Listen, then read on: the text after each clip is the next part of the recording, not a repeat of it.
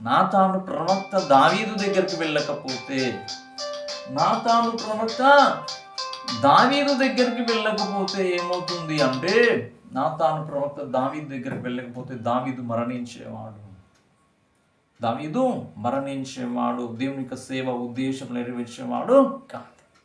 మనం గమనించినట్లయితే మరి ఏశావు పరిస్థితి ఏందయ్యా అంటే, ఏశావు ఎంత ప్రయత్నించినా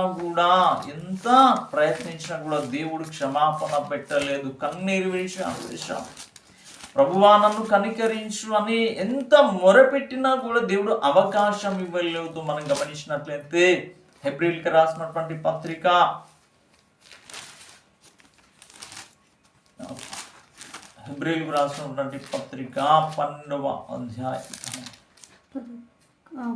12వ అధ్యాయంలో మనం గమనించినట్లయితే 16వ వచనంలో, ఒక పూట కూటి కొరకు తన జ్యేష్ఠత్వమును హక్కును అమ్మివేసిన ఏశావు వంటి భ్రష్టుడైన వ్యభిచారి అయినను ఉండునేమో అని జాగ్రత్త చూచుకొనుడి. ఏశావు ఆ తరువాత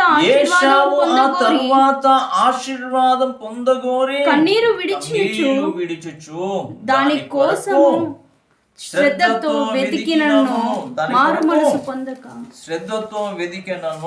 మారు మనసు పొంద అవకాశము దొరకక విసర్జింపబడేనని మీరు ఎరుగుదురు. మారు మనసు పొందే అవకాశం ఇవ్వలేదు. ఎవరికి ఇవ్వలేదు? ఏశావుకి ఇవ్వలేదు. ఏశావు ఎంతగానో ప్రయత్నించాం ఆశీర్వాదం కోసం, అంటే రక్షణ కోసం ఏం చేశాడు? మొరపెట్టాడు. ఏశావు తర్వాత ఆశీర్వాదం పొందగోరి కన్నీళ్లు విడిచుచు దాని కొరకు శ్రద్ధతో వెదికినను మారు మనసు పొంద అవకాశము దొరకగా విసర్జింపబడేనని మీరు మోసం చేసినటువంటి వ్యక్తినేమో దేవుడే వెళ్ళి ఆశీర్వదించాడు. మోసపోయినటువంటి వ్యక్తినేమో దేవుడు కనికరించాలి. ఎందుకయ్యా ఇదంతా అంటే, దేవుని యొక్క సంకల్పంలో యాకోబు ఉన్నాడు. యాకోబు ఆశీర్వదించబడాలి. యాకోబు ద్వారా ఇశ్రాయేలు జనాంగం అంతా కూడా రావాలి. ఇది దేవుని యొక్క ఉద్దేశము.